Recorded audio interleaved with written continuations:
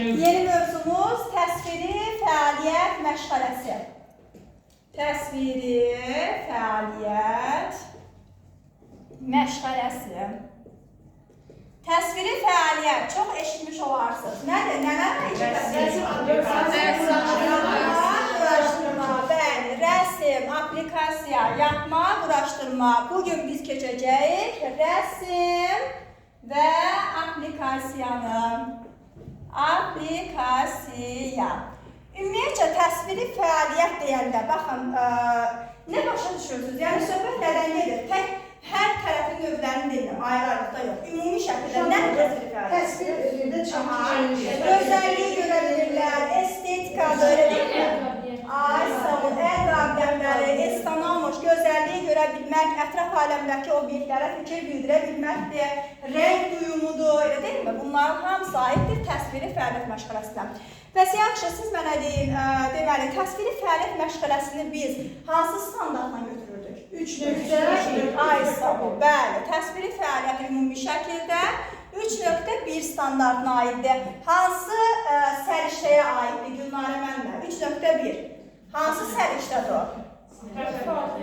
Təfəkkürdə nə? Yaradıcı. Təfəkkürdə əlaqələndiririk hələ ki. Təfəkkürdə yaradıcılıq, kreativlik. Bəli, yaradıcılıq, kreativlik. Deməli, indi isə biz rəsm aplikasiyanı, eyni zamanda yapma quraşdırmanı da qruplar üzrə öyrənəcəyik. Necə ki, ətraf aləmlə tanışlığı qruplar üzrə öyrəndik. İndi də rəsm aplikasiyanı qruplar üzrə öyrənəcəyik. Bu əlaqələndirmədir, bu hissəsini götürəcək. Çəkmədiniz? Yox, bu hissə əlaqələndirmədir. 3.1 Bax, məsələn, tutaq ki, belə deyək də, karandaş, plastilin, rəngli kağız, bunları bir yerə yığırıq, işləyiriksə, nəsə yaratdıqsa, bu 3.1-dir. Artıq işləyib bitirdik, onu yığışdırırıqsa, 3.2-dir. Məsələn, mən bu şəkildə neynəmişdim, o didaktik prinsiplərdə, uşaqlar bayraq tutulsa belə şəkil, o hansı prinsip aiddir? Bayraq Azərbaycan, şəxsiyyət yönlük yox, uşaq yönlük yox. O çıxışı varsa, uşağın çıxışı varsa, bu şəxsiyyət yönümlüdür. Müəllimənin çıxışı varsa, bu Azərbaycancılıq. Bayraq Rəsm fəaliyyəti. Rəsm fəaliyyəti 1, 2, 3 yaş. Yəni, ümumi şəkildə bu nə ilə bağlı olur? Dəyərlərlə bağlı yox, bu şəkil dəyərlərlə bağlı sərişdir. Dəyərlərdə Azərbaycancılıqda. İndi qulaq asın mənə, deməli, əvvəl 1-2 yaşdan danışaq. 1-2 yaş, birinci kiçik qrup uşaqları. Baxın, 1-2 yaşda, birinci kiçik qrupda, birinci kiçik qrup. Rəsm fəaliyyətindən danışırıq. Bax, belə deyək ki, ən sadə bacarıqlar uşaqlara öyrədilir. Həm də rəsm fəaliyyətində birinci kiçik qrupda hər bir şey əyanidir. Əyani şəkillər, belə deyək. Şəkillər. Baxın, birinci kiçik qrupda, indi burada o qədər belə deyim də, qısa-qısa yenə də bacardıqca yazacağım, amma genişləri çoxdur da, belə deyək də, daha ətraflı öyrənməliyik. Deməli, baxın, birinci kiçik qrupda əyani, bax, belə deyək də, uşağa kitab göstərir, tutaq ki, bax, bu şəkil kitabımızdır. Kitab göstəririk, bax, uşaqdan soruşuruq, bu nədir? Tutaq ki, dovşanın quyruğunu göstərir, bu nədir? Deyir, məsələn, quyruğudur, bu nədir? Gözüdür, elə deyilmi? Əyani vəsaitlərlə, yəni şəkil kitabları ilə uşaqlardan sadəcə olaraq soruşuruq ki, nədir, nəyə bənzəyir? Buna yazdım, şəkilli kitablardan istifadə. Məsələn, bağçada biz müəllimlərə şəkillərlə uşaqlardan soruşuruq, nədir? Və o birinci kiçik qrupda olmalıdır. Və məsələn, soruşan ki, dovşanın görüşü bu olur, ona əsasən hazırlıq görülür də, elə deyil mi? Bu oldu birinci kiçik qrupda. Bir də birinci kiçik qrupda nə var? Təbaşiri düzgün şəkildə tutmaq bacarığı. Belə deyək. Bəli, barmaq texnikası. Barmaq texnikası. Yəni, ilk öncə təbaşirdir, flomasterdir, fırçadır, onu tutma bacarığı uşaqlarda öyrədilməlidir. Bunun üçün daha xırda təbaşirlərdən istifadə edirik, çünki balaca uşaqlardır. Nisbətən qalın təbaşirlərdən istifadə edirik. Ondan sonra şəkli bir balaca yuxarı hissədə bir balaca əli belə deyək də yuxarı hissədə çəksin deyə ona şərait yaratmalıyıq ki, qolu biraz əyilsin və onun üçün asan olsun şəkli çəkmək. Yəni bir var biraz düz şəkli çəksin, bir var biraz yuxarı. Aydın oldu. Aha, bu da birinci kiçik qrupa aiddir. Sonra ikinci kiçik qrup hansı yaşlar əhatə edir? 2 ay sağ ol, kiçik qrup. Burada artıq uşaqlar nisbətən böyüyür. Artıq onlar yavaş-yavaş özləri ayırt edə bilirlər. Əgər burada biz dovşanın quyruğunu, gözünü soruşurduqsa, artıq onlar özləri bizə deyir bunu. Bir də ikinci kiçik qrupda düzgün oturuş qaydası var. Düzgün oturuş. Yəni, uşağa öyrətməliyik ki, masa arxasında rəsm çəkəndə düzgün oturmaq lazımdır. Bax, əmin olmaq lazımdır ki, bu oturacaq uşaq üçün masasına uyğundur. Yəni, uşağın həm boyuna uyğundur, həm masaya uyğundur. Eyni zamanda oturacağın kürəyi uşağın belinə söykənməlidir. Yəni, buna əsas diqqət etmək lazımdır ki, uşaq düzgün şəkildə otura bilsin və bunu düzgün şəkildə çəkə bilsin. Düzgün oturuş, əsas burada açar söz düzgün oturuş qaydasıdır. Sonra 3-4 yaş hansı qrupdur? Orta qrupdur, bəli. Orta qrupda nə öyrədilir? Orta qrupda da artıq bu rəsm haqqında təsəvvürlər daha da genişlənir. Artıq onlar əşyanı əllərinə götürürlər, onun forması, quruluşu, onu deyə bilirlər. Onu necə hazırlamaq lazımdır? Müəllim ilə təbii ki, köməkli. Orta qrupda bu anlayışlar formalaşdırılır. Bir də orta qrupda əsas mahiyyət nədir? Yazıram, baxın. Əşyaların, eyni zamanda məfhumların vərəq üzərində yerləşdirilməsi. Vərəq üzərində yerləşdirilmə. Burada söhbət nədən gedir? Burada artıq tutaq ki, bir dənə A4 vərəqidir. Vərəq deyək də götürürəm. Baxın, belə deyəcəm, mənələr də tutur, kameradan görsün. Baxın, deməli, vərəq götürürəm. Baxın, bu bilirik ki, vərəqin yuxarı hissəsidir, bu aşağı hissəsidir, elə deyilmi? Orta qrupda uşağa öyrədirəm ki, yuxarı hissəsinə günəş, ay, ulduzlar, bunlar çəkiləcək. Aşağı hissəsinə isə güllər, çiçəklər, ağaclar, bitkilər, bunlar çəkiləcək. Aydın oldu? Bu orta qrupun əsas açar sözüdür. Əşyaların, yəni məfhumların vərəq üzərində düzgün şəkildə yerləşdirilməsi. Sonra 4-5 yaş hansı qrupdur? Bəli, böyük qrupdur. Böyük qrupun uşaqları artıq tam şəkildə rəsm haqqında demək olar ki, anlayışlı olurlar. Müəllimi dinləyirlər, müəllim hansı formada, simmetriyanı düzgün şəkildə tuta bilirlər, hansı istiqamətdə, onu artıq böyük qrupun uşaqları bacarırlar. Bir də ki, böyük qrupun uşaqlarına bayaq göstərdik, yuxarıda nə yerləşməli, aşağıda nə yerləşməli. Bu orta qrup idi. Böyük qrupun uşaqlarına, məsələn, əgər şəkil uzunsov şəkildə, tutaq ki, ağac şəkli verib uzunsovdur. Necə tutmalıdır belə? Uzunlar, elə deyilmi? Əgər, məsələn, el şəklidir, tutaq ki, elinə. Bax, vərəqi elinə yoxsa uzununa, düzgün tutmaq uşaqlara öyrətmək lazımdır. Bir də ki, rəngləyəndə, tutaq ki, rəsmi rəngləyirsə, rəngləyəndə səliqəli əlini götürmədən səliqəli şəkildə rəngləmək öyrətmək lazımdır. Bir də burada böyük qrupda belə yazaq, səliqəli rəngləmə, simmetriyanı qorumaq, simmetriya qorunur. Bir də, bayaq dediyimiz kimi, baxın, fırçan nazik xət yazaq, nazik və qalın xətlərin çəkilməsi. Xətlərin çəkilməsi. Deməli, fırçada, fırçanın bir tərəfi nazik olur, bir tərəfi qalın olur. Yəqin ki, görmürsünüz, elə deyilmi?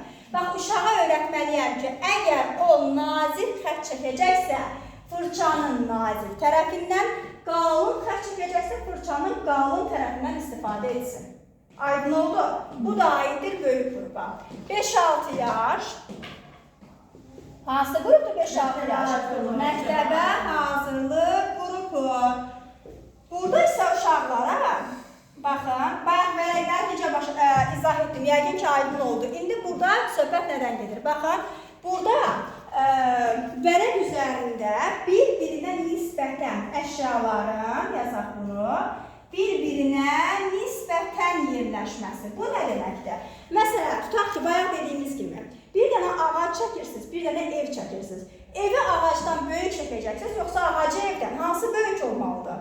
Ev, elə deyilmi? Uşaq da burada balaca ev çəkib, burada böyük ağac çəkə bilərdi, amma düzgündür mü? Düzgün deyil. Birinci ev çəkir, yəni uşağı öyrədirəm ki, böyük ev çəkirsən, yanında məsələn güldürcə və ya da adətən evin yanında toyuq-cücə çəkir uşaqlar, ördəklər çəkirlər. Çəkən ördəyi böyük evi balaca çəksə olarmı? Olmaz.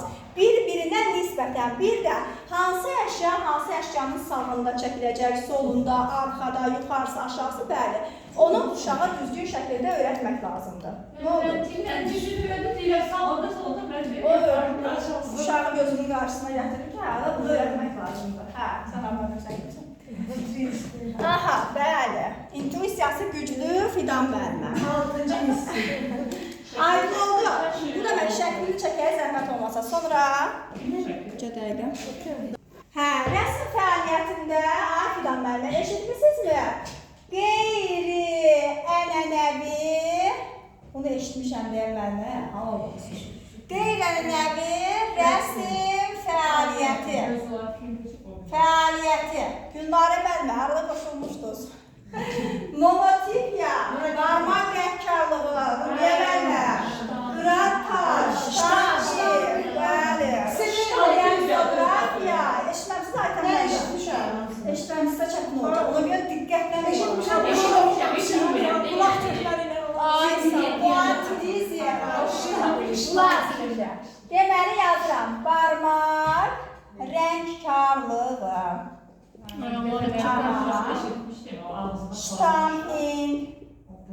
Ştamping, kleksografiya,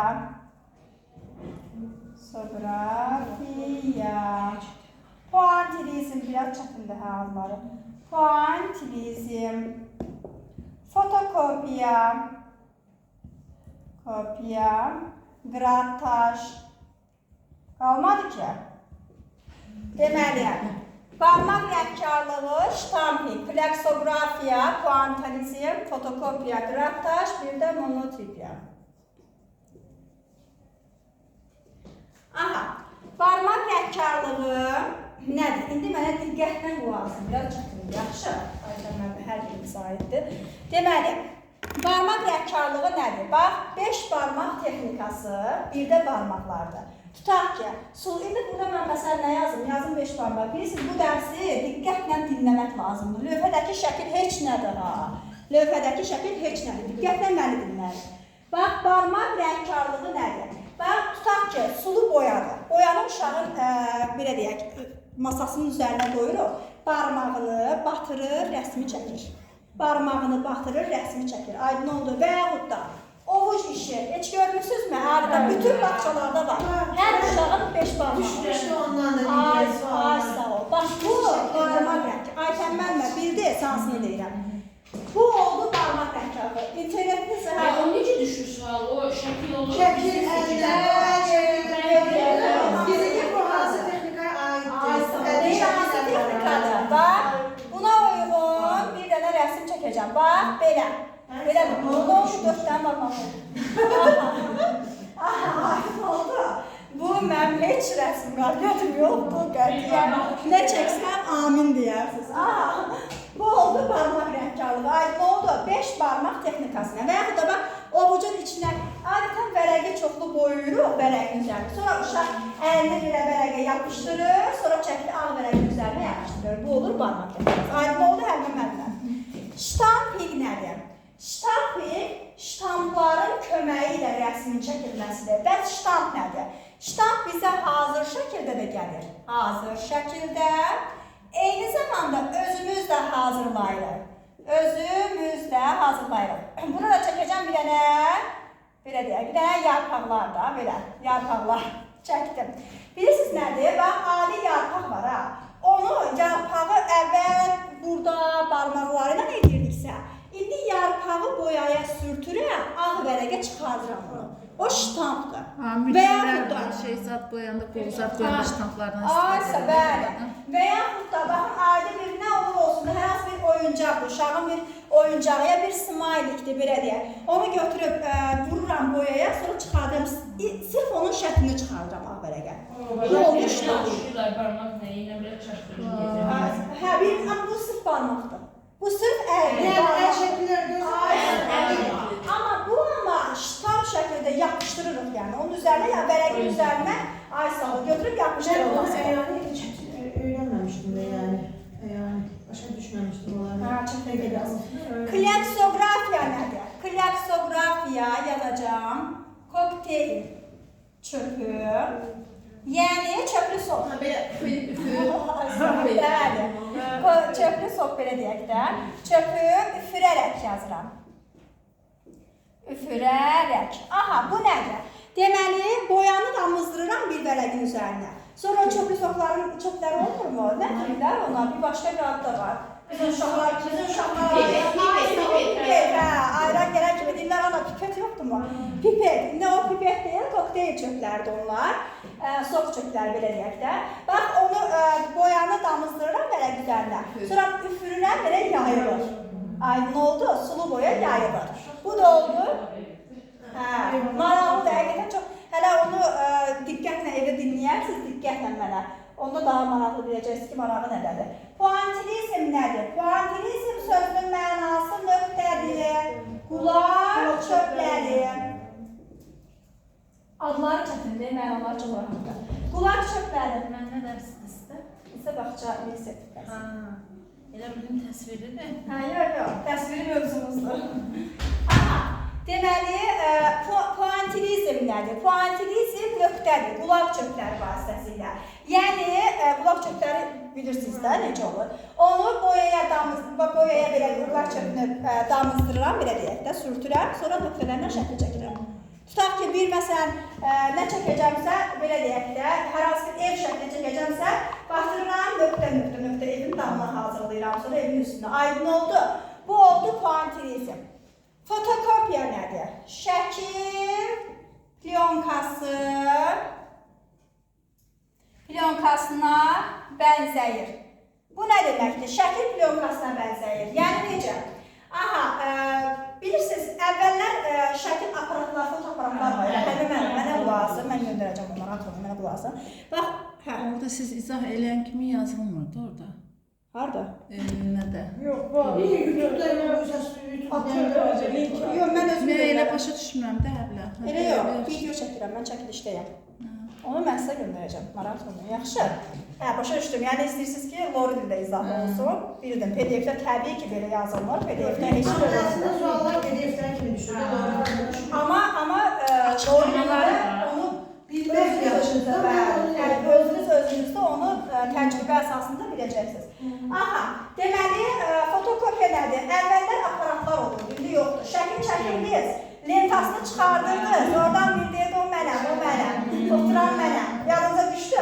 Bax, fotokopiya budur. Şəkildə haradakı kölgəli şəkil, onu gözünüzün qarşısına gətirin. Kölgəli şəkil, bir dənə belə baş hissəsi gəlir, bədən hissəsi gəlir, kölgəli bir şəkildir. Bax, bu fotokopiyadır. Aydın oldu bura qədər. Qırat-taş texnikası nədir? Cızmaq. Qırat-taş sözünün mənası cızmaq deməkdir. Yəni necə? Burada da, bax, tutaq ki, boyanı damızdırıram yenə də vərəq üzərinə. Sonra nəysə əlimə bir xət keçmi, ya çöpmü götürüb belə cızmaqla şəkili, o istədiyim kimi eləyirəm də. Aydın oldu. Kaş əlimdə olardı həmləyəm və sahiblər maraqlı hazırlayardım. Bəlkə bir gün. Aha, deməli, boyanı damızdırıram, tökürəm belə deyək vərəqin üzərinə. Sonra məsələn, əlimə bir tutaq ki, bax, bu qapaqlıqda bunu götürürəm, bax, belə. Bu tərəf ulduz eləmək istəyirəm, məsələn. Həmin boyayla edirəm. Aydın oldu Gülnarə müəllimə, həmin mənim aydın olur. Ay sağ ol. Bu qırat-taş. Qırat-taş sözünün mənası cızmaqdır. Ən maraqlısı və ən çox istifadə etdiyimiz də monotipiyadır. Monotipiya sözünün mənası nədir? Monos, bir, tipos, iz deməkdir. Aha, burada söhbət nədən gedir? Bura şəkil çəkirəm. Bax, bu səhifəyə necə dəqiqə. Baxın, belə deyəcəm, mən nələrdə görsün. Bu səhifəyə şəkil çəkdim, boya rəsmi çəkdim, belə deyilmi? Sonra bunu belə qatlayıram, bax, belə qatlayıram, yapışdırıram bunu belə. Bir də açıb görürəm ki, bu çəkdiyim rəsmin izi düşüb bura. Aydın oldu? Bir, ona görə deyilir ki... Altına belə qoyub üstündən. Yox, o yox. O bənzəri bir növ ştan, olmadı ştamping, amma bənzədir. Bir də var ki, bax, yenə də deyirəm, bax, məsələn, boyadır da, bu indi qələmin təbii ki, rəngi çıxmır da. Amma boyadır, boyanı məsələn, çəkdim bura, taxdı, bunu belə o birisindən öncə yapışdırıram. özü. Çıxır, ay sağ ol. Belə sığallayıram, bir də qayıdıb görürəm ki, bax, bura düşdü izə. Düzdür, buradakı kimi olmadı, amma izin üstə. Bir də monotipiyada ardından izni davam gətirmək var. Davamını gətirirəm. İzinin Ay üstündən sağ ol, izin üstündən davamını gətirirəm. Aydın oldu. Bu da oldu monotipiya. Bir dənə zəhmət olmasa, internet var da Fidan mənlə. Bir dənə Google-a daxil olun, yazın. Bir dənə məndən olar. Yəni siz Google-a daxil olun. Aha, necə gəl. Barmaq.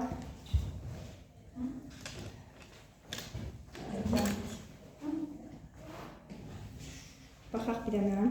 Tapa bilirikmi?